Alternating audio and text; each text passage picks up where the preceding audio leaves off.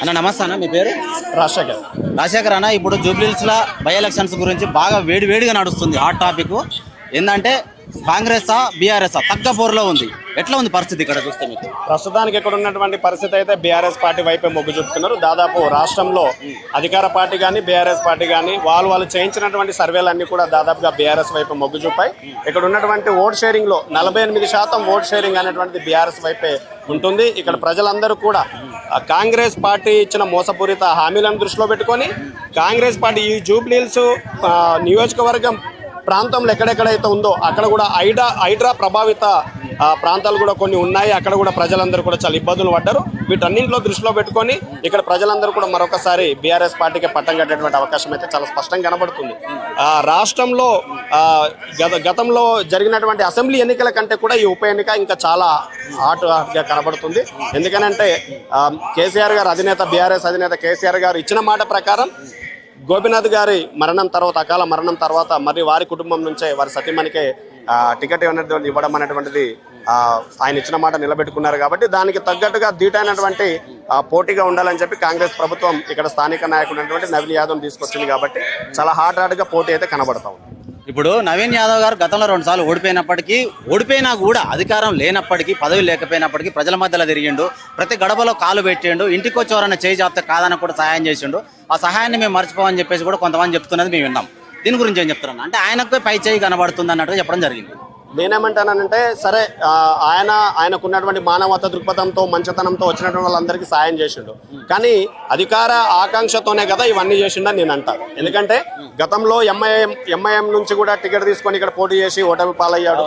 తర్వాత కాంగ్రెస్ పార్టీలోకి వచ్చాడు. కాంగ్రెస్ పార్టీలో కూడా గతంలో కూడా టికెట్ తీసుకొని ఓటమి పాలయ్యాడు. అంటే ప్రజలకు మంచి చేస్తూనే ఆయన అధికారం కోసమో లేదంటే రాజకీయ లబ్ధి పొందడానికో ఆయన ప్రయత్నం అయితే చేస్తున్నది చాలా స్పష్టంగా కనబడింది కదా. ఒకవేళ రాజకీయంతో నాకు సంబంధం లేదు, రాజకీయాలతో నేను ఎటువంటి అవకాశం లేదు, ప్రజలకు మంచి చేయడమే నాకు అని కూడా ఒక స్వచ్ఛంద సంస్థ పెట్టి కూడా ఒక ఎన్జిఓగా నడుపుకుంటూ కూడా చేయొచ్చు కదా. మరి పార్టీల నుంచి టికెట్ తీసుకొని ప్రజలకు మంచి చేస్తున్నాను అంటే అది రాజకీయ ఉపేక్ష అని నేను ఖచ్చితంగా భావిస్తున్నాను. ఆ కోణంలో చూసినట్లయితే అంతకంటే ఇక్కడ ఉన్నటువంటి స్థానిక నియోజకవర్గ ప్రజలందరికీ మంచి చేసినటువంటి వ్యక్తి గోపీనాథ్ గారు. మరి ఆ కోణంలో చూస్తే నవీన్ యాదవ్ గారితో పోలిస్తే మగంటి గోపీనాథ్ అన్నకు మంచి ప్రజాదరణ, ప్రజల మీద అభిమానం, ఆయన పట్ల ప్రజలకు అందరికీ కూడా నమ్మకం ఉంది. ఆ కోణంలో ఖచ్చితంగా గోపీనాథ్ అన్న కుటుంబం నుంచి వచ్చినటువంటి వారి సతీమణిని గెలిపించుకునే అవకాశం కూడా ఉంది. ఇప్పుడు సునీత గారు ఏంటంటే ప్రజల మధ్యలో తిరగలేదు, ఆమె ఫేస్ అనేది అంతగా ప్రజల మధ్యకు పోలేదు.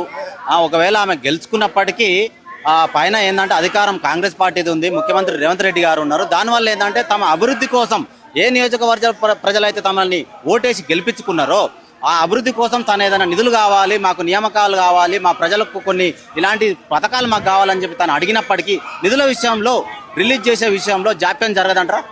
అయితే ఇప్పుడు మాగండి సునీత గారు ప్రజలలోకి జనాలలోకి రాలేరు అని అంటే గోపీనాథ్ అన్న ఉన్నంతకాలం అవసరం రాలేదు. వాళ్ళందరినీ కూడా ఇంట్లోనే ఉంచిండు. పిల్లలు ఎవరో తెలియదు, ఆయన భార్య ఏందో ఎవరికి తెలియదు.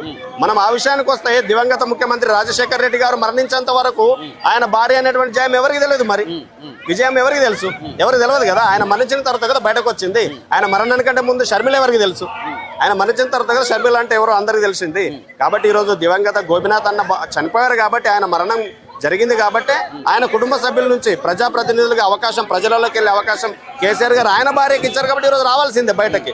మరి ఆది దృష్టిలో పెట్టుకొని ఒక రకంగా సునీత గారి పట్ల ఉన్నటువంటి ఇక్కడ ప్రజలకు సింపతి, ఆయన పట్ల ఉన్నటువంటి అభిమానం, ఈ రెండు వర్కౌట్ అయితే ఖచ్చితంగా జూబ్లీహిల్స్ ఉప ఎన్నికలలో బీఆర్ఎస్ పార్టీలో విజయం.